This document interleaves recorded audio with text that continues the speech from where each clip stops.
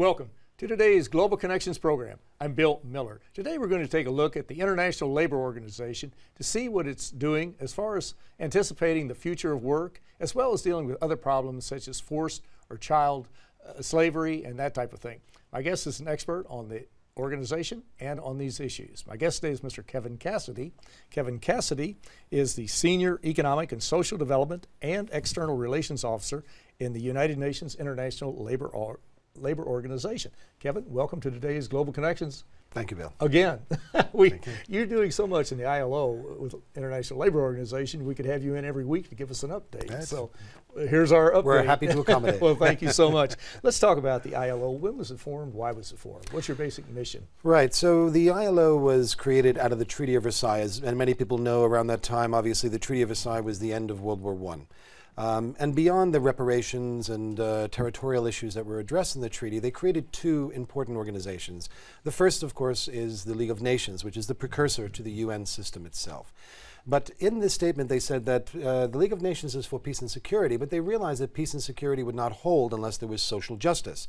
And what social justice means in a nutshell is that everyone would be protected equally under the law, and they would have access to remedies under the law as well, too. But our job is to do that in the world of work. And the rationale for that is because most people spend most of their adult lives in the world of work. So it was a very important development in the world, creating these two institutions. We will be celebrating our centenary in the 2019 here at the UN. But the most important thing, I think, for us is that the social justice mission, the tripartite voice, the workers, employers, and governments sitting and discussing that, I think that's really the essence of what the ILO is. And our viewers can go to your website at www.ilo.org and get much more information. You mentioned tripartite. That's really a unique concept, not only amongst UN agencies, but probably a lot of other agencies too. What does that mean within the ILO? Right, so when you speak about the three voices, the tripartitism, you're talking about governments, which of course have the authority and the legitimacy of its territorial integrity, looking after its citizens. You have the employers who are investing money in creating enterprise, to sell goods and services and so, but also to create employment. And those who are working, those who are trading their skills, their talent, their industry for fair remuneration and for benefits. Now, the ILO in that tripartite structure discuss all of these issues. So, for example, we're a normative agency, which means that we have the luxury, the benefit, the right to create international standards and norms. Our first convention was on hours of work, right? Because when you're working, you want to know how long you'll work. 200, 300 years ago, people worked until they dropped. They were tilling the fields, they were raising cattle, they were drawing water from the wells. So, we have a very different economic system today. So it's very important to kind of define what that is. So your viewers can thank us later for giving them the weekend. But it's more important than that, because the tripartitism allows the voices of people at different levels to discuss these issues. The person who's making a tire on a line or making a television or making a computer knows a lot more about production than the CFO or the CEO or the CIO. So they need that voice to percolate up. So tripartitism is about dialogue. It is about having workers and employers sit down as equals, discuss these issues, find out what's the best way forward. Yes, it is about conditions of work. Yes, it is about pay and benefits. But it is about how do we create more sustainable enterprises, how do we increase profitability, and how do we ensure that people are retained by companies. So when you have today's environment where we see the advent of the gig economy or the 1099 economy, or what I like to call the task economy, where you no longer work for a company, you're a consultant, you're an associate, you are external to the organization. Where do you find yourself? How do you place yourself? Because we define ourselves by our jobs. So the nature of work is changing. So having those three voices at the table is extraordinarily important to have a legitimacy in the world of work.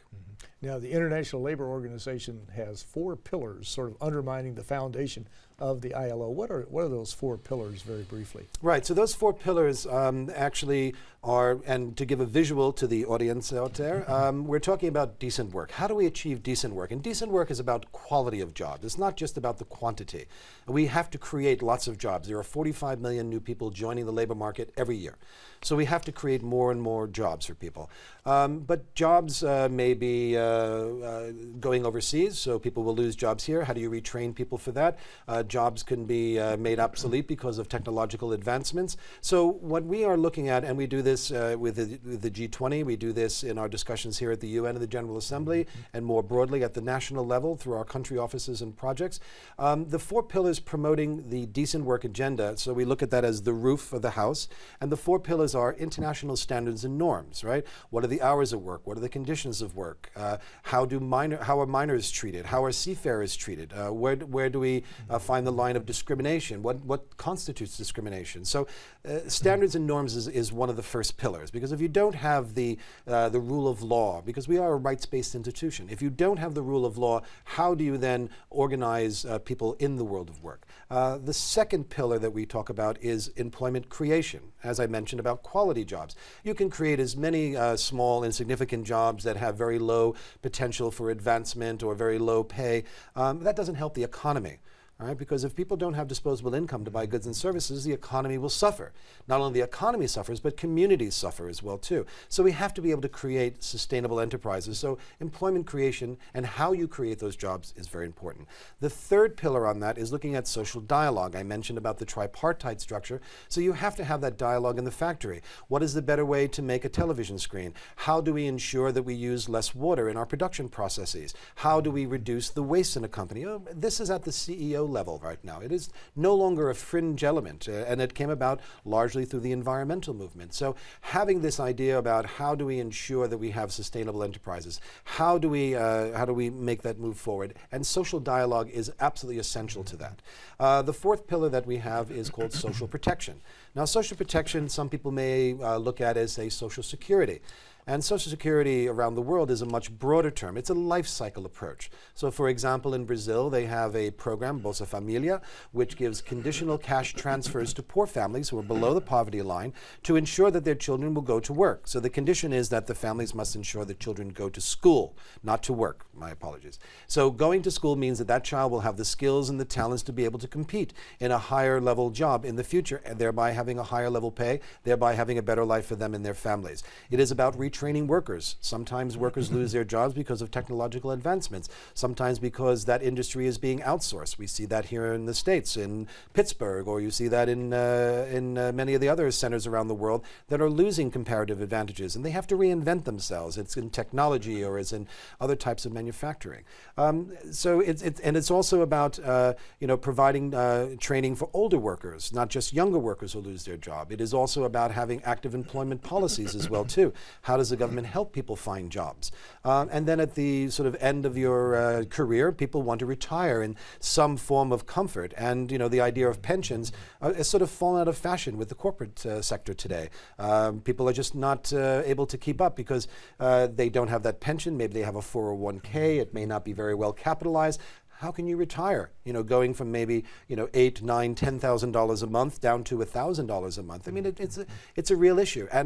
And the reason that that's important in context that we mentioned about social justice and, of course, decent work is that if the economy fails, the society fails as well, too. If I'm not actively engaged in work, where is my social networks? How am I finding opportunities for things, right? Because poor people become excluded. Poor people are avoided, right? Because people are rushing off to work. They have things to do. So the economy and the social side are very well intertwined, and decent work is a very important aspect, not only of creating jobs, but also of how the society operates. Mm-hmm. Now, several of the things that you mentioned lead into this discussion, the future of work, and we see that it is changing. You mentioned that today you no longer sign up with a company, you work for 30 years, get a gold watch, retire, and go off into a nice retirement community or whatever the case might be. Those days are over. The situation's changed quite dramatically. Exactly. Has the ILO done any studies on this future of work? And if they have, what do they see as some of the trends that we're dealing with? Well, I'll just ask you, and then I'll throw a few ideas out of what I think. Please, by all means. Please. It's a fascinating subject. I mean, we all worry about, where the jobs are coming from in the future. When we have our children or our grandchildren, we start to wonder, what kind of world would they be living in, right? If you're not able to earn a living, if you're not able to afford shelter, medicine, food, healthcare, and these are very, very important aspects. And as I said, companies are changing. The social contract in some governments are changing. There are debates going on here in this country about whether healthcare is a right or it's a privilege. I mean, I think when we look at the future of work, it is much more than just about where the jobs are coming from. But the future of work is not just about automation. You know, there are a lot of people with their hair on fire talking about how the robots are taking our jobs. I think Elon Musk recently was talking about robots going down the street and killing people. I think what he's referring to is that robots or algorithms in machines will be making decisions that will impact upon our life. And that could be anywhere from the benefits that people receive to who is going to be admitted into a university, or someone who may fall afoul of the law and then doesn't have a recourse because the algorithm doesn't allow for that. So definitely technology will change things, but technology has always changed things. We talk about the Luddites, you know, way back when. But jobs are destroyed and jobs are created. And we like to think that higher level jobs are created. But the number of jobs that are created are always less than the number of jobs that are destroyed. What are the new enterprises that we're going to be creating? So that's one aspect of that. I think the other aspect is demographics. In the developing countries, you see a youth bulge. 45 million people joining the labor market every year. That's a pretty tall order to create decent jobs for people. But if the bulk are being created in countries that are on the lower end of the economic scale, where are they all going to go? Into agriculture? Are they all going to go into manufacturing? I mean, it's a very real question. If you mechanize agriculture, you'll put millions of people out of work. How do you then get people to jobs? So that it necessitates having better educational systems. It means dialoguing with businesses. Where do they see in the future the skills that are necessary for that? So we talk about the skills gap. We also have climate change. I mean, climate change is pushing lots of countries to make decisions about how they're going to protect those countries. And there you need higher end sort of engineering products to sort of save land, to ensure that the salination of the arable land doesn't move forward. You know, how are we going to harness the sun and the wave power and biomass and geothermal instead of using you know, the sort of heavy carbons that we're using today? So the future of work is about a wide range of issues, automation being one of it. So it's not just about the ILO deciding how this has to be done. We have to have that dialogue between the three partners, but also in a multiplicity of countries, because no one is going to be immune from the changes that are taking place. And we're just talking about artificial intelligence, robotics, that type of thing. Right. There are so many articles we could bring into. I remember hearing two, I'll share with you. One, I remember hearing a futurologist say that by something like 2030, 75% of the jobs today will not exist. Then we see these cars becoming automated, and they're talking now about trucks, tractor trailers driving themselves across the country. If that happens just in the United States alone, I hear or understand 7 million drivers will be unemployed. They will not have jobs. Now, new jobs will be created, but this is going to create a huge unemployment problem. You mentioned the young people coming online. This is almost a powder keg situation in some developing countries, and possibly in the developed countries too, pockets in urban areas and what have you. These are challenges that are going to have to be met. Are we meeting them, or can we meet them? Yeah. I like to think we will meet those challenges. I think there's a collective knowledge, there's experience across the board in all types of disciplines. You know, when we talk about the future of work, it's not just about the economists and the business people. It is talking about sociology. It is talking about environment. It is talking about a variety of other issues that come to play. And this is not just about low-level, low-skill, routine tasks. Sure, you have heavy machines that can dig a trench, so you don't need, you know, laborers to do that. But, you know, there's a company in Canada, for example, that produces an anesthesiology machine, which will put out these very high-paid anesthesiologists out of work. High-speed scanners with optical character recognition will put many lawyers, you know, young lawyers who come out for their first job or doing discovery for big cases. If you put those documents through the scanner, you can find all the information and catalog it very, very quickly. So it's not just going to impact upon those who have low skills. You're having a hollowing out of the middle. And I think that's really quite the problem, because without the middle class, you're not going to have that stability, you're not going to have that equity, you're not going to have that social inclusion. And that's going to lead to a lot of social problems, but also political problems. Mm-hmm. Well, you're watching Global Connections Television, which is a privately funded, independently produced program. The opinions expressed on Global Connections are solely those of the moderator and his guest. We would invite our viewers to go to our website at www.globalconnectionstelevision.com to view previous programs. Also, if you're involved with any type of PBS or community access television station, or perhaps an intra-campus television hookup with an educational institution, or you just have a website and you have an interest in our programs and would like to share them, please feel free to do so. Global Connections Television is provided free of charge as a public service to help us better understand international issues and how they impact our lives. Today we're taking a look at a United Nations agency, the International Labor Organization, and talking about the future of work, which applies to all of us, perhaps in the past, perhaps in the present, but certainly in the future. So my expert today is Mr. Kevin Cassidy. Kevin Cassidy is the Senior Economic and Social Development and External Relations Officer in the ILO Office for the United Nations. Kevin, we were talking, you mentioned the hollowing out of the middle class, and this is a serious problem. It's a serious problem, especially in the United States, more so today. One of the main contributors, as I understand from reading the history books and what have you, a contributor to creating the middle class was the development of labor unions many years ago. There's a concerted effort today, especially in the United States and in other parts of the world, to really eliminate labor unions or to weaken them, put them out of existence. How serious of a problem is this? How does that affect collective bargaining and the right of people to bargain collectively and to be involved in helping to create their future of work? Yeah, I mean, this is the fundamental issue, is that if people have no voice, they don't see the value in acting with those people, and so at the workplace, trade unions traditionally have provided the disempowered with a voice. Because if you try to negotiate as someone working in the mailroom or somebody who is starting out in marketing, you don't go to the boss and say, I want a $10,000 raise. I mean, it just doesn't work like that. The boss may laugh you out of the office, and if you're lucky, or worse, you may be booted out of the door. So you have to have someone who is on your behalf is speaking about the issues that are important to you.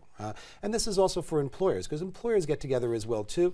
They trade, sort of knowledge about the best places to manufacture X, or where to source product Y, or the commodities that they need to turn those into products, and also access to financing as well. But when you're just looking for a job to get started, like 99% of the population is, not everybody is entrepreneurial, I mean, you want to have dignity in the workplace. And if you feel that your voice doesn't matter and that the concerns that you raise don't matter, first of all, you're not going to be engaged. You're not going to be a very effective worker. You're going to be very low productive, right? I mean, I've seen many people who are bored at work and they're going on solitaire, or they're going for Candy Crush, or whatever it might be. So they're not being productive on that. Also, there's high turnover rates. For an HR manager, that's a nightmare, because it costs about 12 months of a salary to sort of actually hire a person into a job. So if that person doesn't work for at least 24 months in a company, they haven't really gained the money back on the HR process in finding that talent for themselves. Also, if people are bored and people are not trained very well, the defect rates go up in production, right? When defect rates go up, then your profitability goes down. So we need one another. We need to have that. Also, when we talk about freedom of association, collective bargaining, that gets to a more basic set of rights. I mean, almost every country's constitution will say that you have freedom of speech, freedom of assembly, security of person from arbitrary arrest or murder.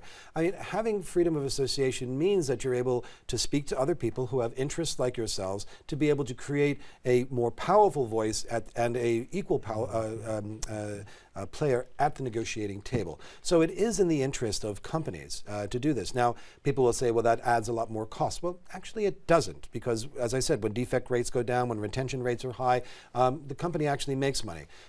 Some of the countries that have some of the highest rates of unionization, or at least worker participation in the board level meetings, Germany, the Nordic countries, I mean, these are extraordinarily competitive and profitable countries and businesses that operate there. So I don't buy it that you have to actually lower the wage of individuals in order to beat out the competition.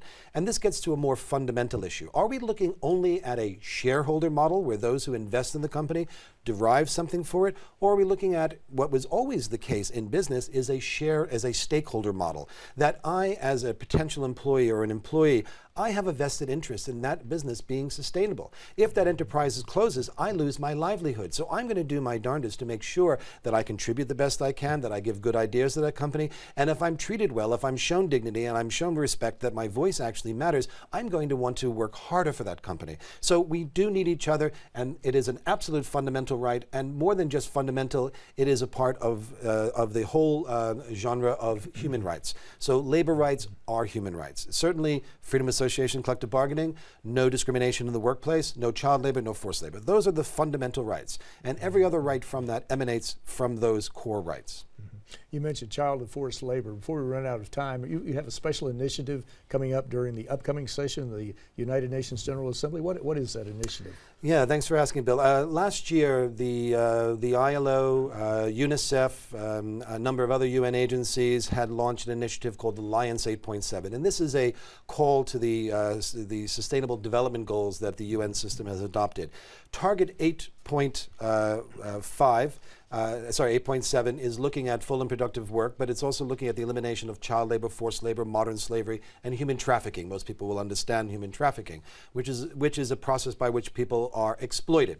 So we launched this initiative last year in order to achieve this objective, 8.7. And this year, what we've done as a collective group, alongside the Walk Free Foundation, which has been an excellent partner on this, and the World Bank and UNICEF, is that we've developed new estimates. And one of the things that's very unique, and I know outside the UN maybe it doesn't sound so exciting and so, is that we've agreed on methodologies. We've agreed on terminologies. I mean, anyone who's a statistician who's trying to collect data, they have to agree, what is it we're measuring? How are we measuring that? What are the sample sets? So we're coming up with new numbers. I can't give you numbers right now. We'll be launching them very soon. But we are working with the government of the UK, for example, in I believe it's 2015, that they had the Modern Slavery Act to eliminate slavery in the world writ large. So they're a very powerful partner on this as well, too. And I think a lot of other countries are seeing that. We saw stories last year about the seafood slaves, coming out of Thailand, and they go out into the ocean and they go fishing. And those boats are out for months on end when they have other boats that come by and they put their catch onto that and they go. But seafarers are out there for a very long time. We've had stories of people being injured, people demanding higher pay, and then they may disappear, or they may be injured beyond repair. They may die in the voyage and so. So we have to ensure that people have dignity, respect under the law. And we started the conversation by talking about social justice. Social justice is so important. It's about having protection under the law. So we will be launching on the 19th of September. We'll be making an announcement on the new numbers of child labor, forced labor, and also commercial sexual exploitation. And we were talking about all these rights and these responsibilities that we have to one another, and employers have, the labor people, everybody involved, governments have. How important is it to have equal pay also? This, you've alluded to that as we've gone through this discussion, but equal pay, it seems like, especially for women or for people who are being discriminated against, would be absolutely critical. Right. So the equal pay, we are also, and thank you for mentioning that, because we're going to be launching an initiative called the Equal Pay International Coalition, EPIC, right? Make it epic. Right. Okay. So, and it's not just about equal pay, it's about equal pay for work of equal value. So if you are a director in, say, the legal department, and you're the director in the marketing department, you have similar functions, you have the same number of people, you manage the same budgets, but sometimes the marketing department is not viewed as important as the legal department because of contractual arrangements or because people see the legal side as being more important. But in terms of the function of the job, right? The function of the job is the same, so there should be equal pay. So it is about women, of course, because you have to close that pay gap. Right now, women are making 75 cents on the dollar that men make. And that's unfair. And why is that unfair? Because they have the same skill sets. So if they're being discriminated against because of nothing to do with the job, but just because they're a woman, that's a discriminatory practice. But also think about it. Today you have so many single-headed households, mostly by women. Women are very good at saving the money. They're very good at allocating the money. When women are in charge of the budgets, the kids go to school more readily. So the outcomes are very different. When we talk about women CEOs, we're talking about companies that are more diverse, but they're also more profitable. I mean, there are a number of studies that show this. So having equal pay policies in place is absolutely essential to ensure that the economy moves forward, that the society moves forward. And it also, again, goes back to the issue of dignity and respect. It certainly does. And these are all issues that are absolutely critical. They affect everybody on this planet, just like climate change. Right. We can't get away from climate change, and we can't get away from work in all probability, because as you mentioned, we've all been there, or we will be there probably in the future. But we need to learn much more about these particular issues. And of course, our viewers can go to your website at www.ilo.org and get more information and tap into some of the topics we've been talking about today. But again, this is so critical to look at what has transpired over the past 100, 150 years, where we were then, where we are today, and how we have to deal with this new future that's coming up. The future of work is certainly it's changing so dramatically, and it's not the future that we had 20 years ago as we look forward. But Kevin Cassidy with the International Labor Organization, I want to thank you so very much for a very interesting and a very informative program. Bill, thank you very much. Thank you. A pleasure. I'm Bill Miller. Thank you for joining us today on Global Connections Television.